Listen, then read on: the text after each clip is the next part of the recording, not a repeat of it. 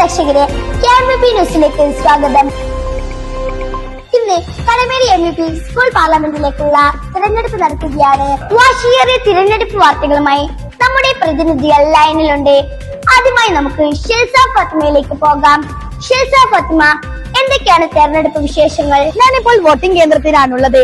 Polling സാമഗ്രികളുമായി ഉദ്യോഗസ്ഥരും സുരക്ഷാ സേനയും സ്ഥലത്തെത്തിയിരിക്കുകയാണ്.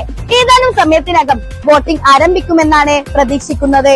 ശരി ഷെൽസ, ഇനി നമുക്ക് അടുത്ത കേന്ദ്രത്തിലേക്ക് പോകാം. ബൂത്ത് 2 നിന്നും രശ്മ നസീർ നമ്മോടൊപ്പം ചേരുന്നു.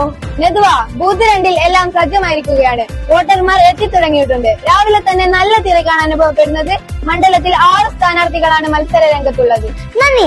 ഇനി നമുക്ക് ബൂത്ത് 3 പോകാം. 3 നിന്നും അവൻ നമ്മോടൊപ്പം ചേരുന്നു.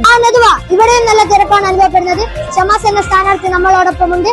നമുക്ക് അവരിലേക്ക് പോകാം. ഷമാസ്, എന്താണ് താങ്കളുടെ പ്രതീക്ഷ? നല്ല വിജയ സാധ്യത കാണുന്നുണ്ട്. എല്ലാവരും നല്ല സപ്പോർട്ടാണ്. അലോണ ലൈനിലുണ്ട്. എന്തൊക്കെയാണ് അലോണ ഇവിടുത്തെ വിശേഷങ്ങൾ? ഞാൻ 2ാം ബൂത്തിലാണ് നിൽക്കുന്നത്. ഇവിടെ വോട്ട് ചെയ്യുന്നതിനായി നമ്മുടെ പ്രിയ താരം ഹാനിയ എത്തിയിട്ടുണ്ട്.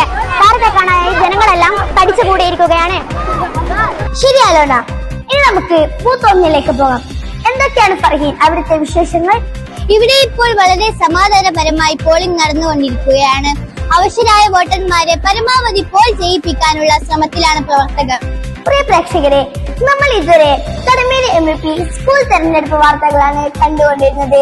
3 പോളിംഗ് സ്റ്റേഷനിലും കനത്ത പോളിംഗ് നടന്നുകൊണ്ടിരിക്കുകയാണ്. ഇതുവരെ 80% വോട്ടിംഗ് രേഖപ്പെടുത്തിയിട്ടുണ്ട്. ഇന്ന് വൈകുന്നേരം 4 മണിക്ക് ഫലപ്രഖ്യാപനം നടത്തുന്നതാണ്.